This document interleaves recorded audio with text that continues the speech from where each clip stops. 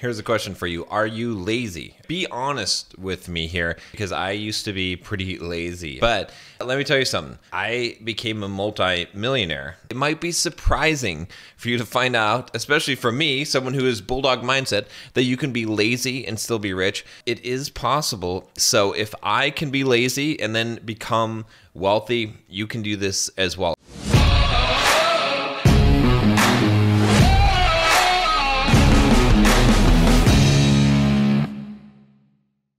First of all, I got to give this disclaimer. Obviously, it's better to not be lazy. It's better to learn some discipline, learn how to work hard. If you're here on this channel, that's what I teach you how to do with Bulldog mindset.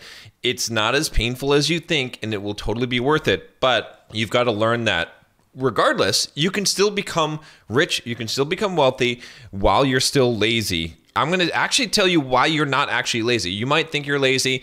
At the end of this video, I'm going to give you a video you can watch next that talks about how you're not actually lazy, but what the actual problem is. But let's jump right into this here. So back to the question.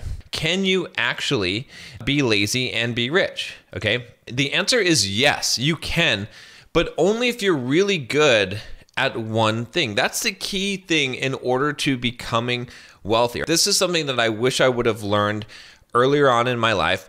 And it is the power of leverage. See, leverage is the key to building wealth, because the plain matter of the fact is this: with as many hours as you have in the day, just being one person, it doesn't matter how hard you work. Let me try to give you an example of why, or to some understanding of why this is the case. Let's say you could work 24 hours a day. If that were the case, yet I was a lazy person and I only worked 4 hours a day, but during those 4 hours, I told 10 other people what to do, and they're not even really smart. They're not even really talented. They're not Superman like you who can work 24 hours a day, who's a genius. I just used my 4 hours to come up with the work and to delegate tasks to 10 other people. Guess what's going to happen? I'm going to make more money than you. I'm going to be more successful than you at whatever you're doing. Why? Because of the power of leverage. Because it doesn't matter how good you are personally.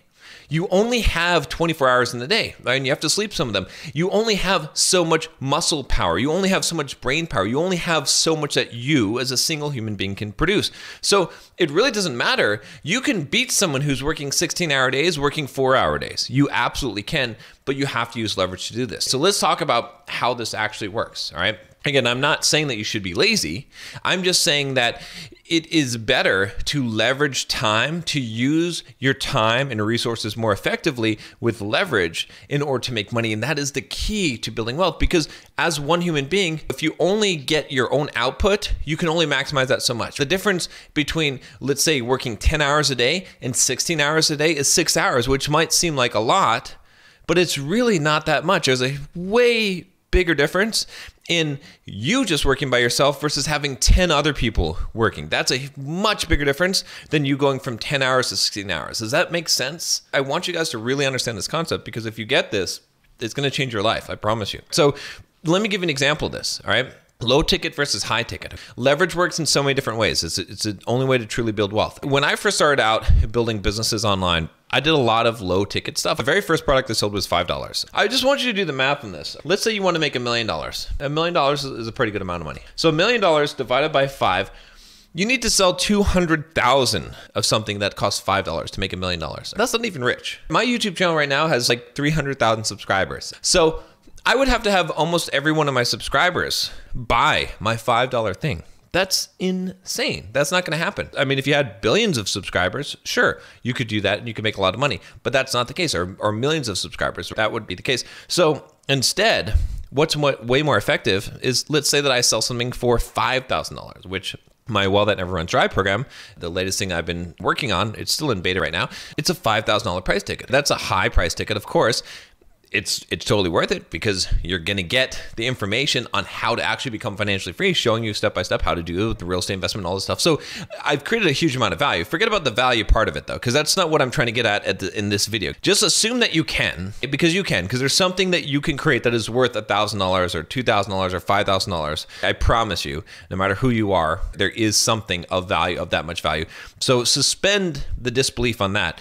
But just imagine the difference. Again, let's say that I want to make $1 million, but I'm going to sell something that is $5,000, all right?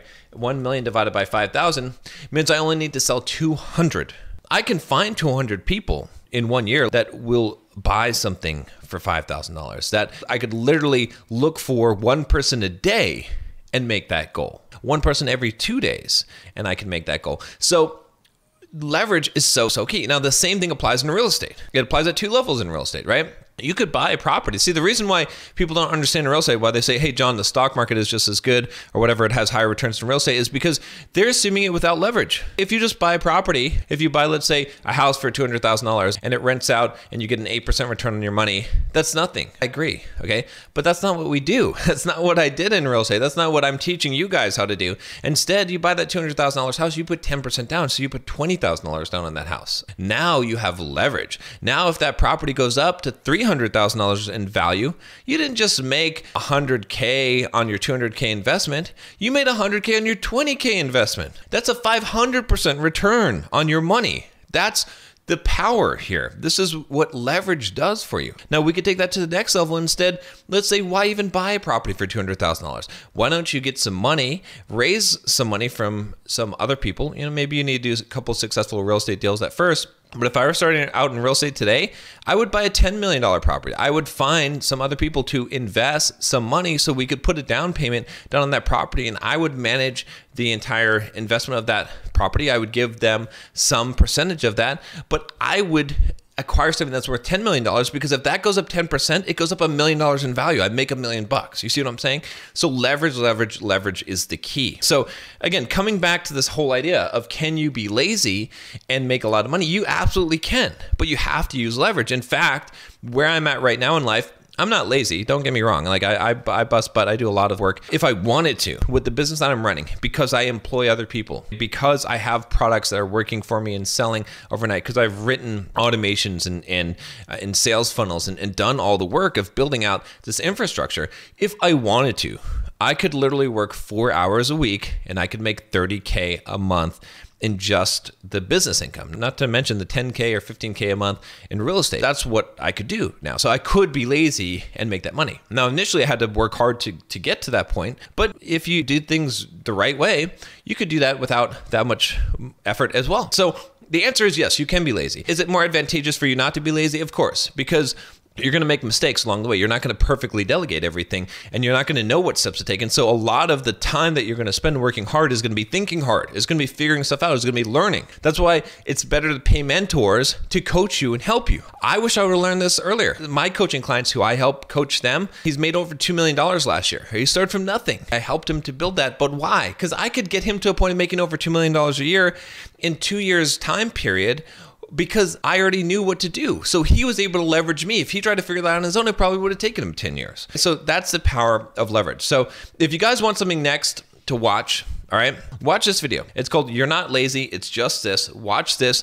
It's going to tell you why you're not lazy. But even if you were, you could still make the money. But watch this video because you're not actually lazy. You just think you are, and watch this next and you'll see you're not.